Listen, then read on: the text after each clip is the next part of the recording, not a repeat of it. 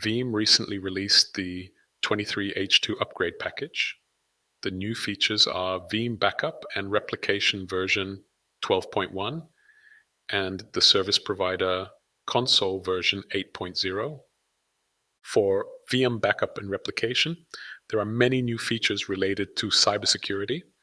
Among them, we can highlight detection and identification of cyber threats with techniques like inline malware detection, suspicious file system activity detection, and early threat detection.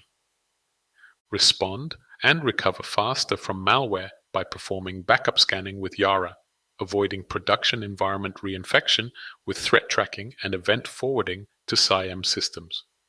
There are improvements to ensure security and compliance with new features like 4-eyes authorization, Key Management Server, KMS integration, security and compliance monitoring, and the new Veeam Threat Center was incorporated into Veeam 1.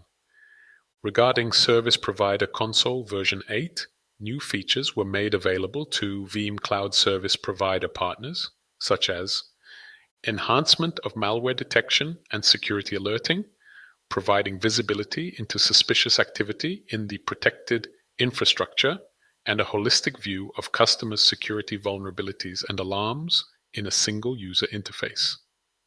A better integration with Veeam technical support, allowing automated log collection and bundling for managed products.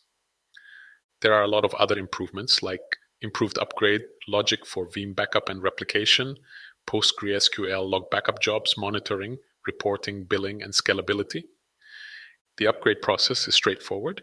Just download the image from the Veeam portal. If you are using Enterprise Manager, you must upgrade this component before upgrading Veeam Backup and Replication. Many other new features and enhancements are available, like backup to object storage. Check out the links for a detailed description of all of them. I hope it's helpful.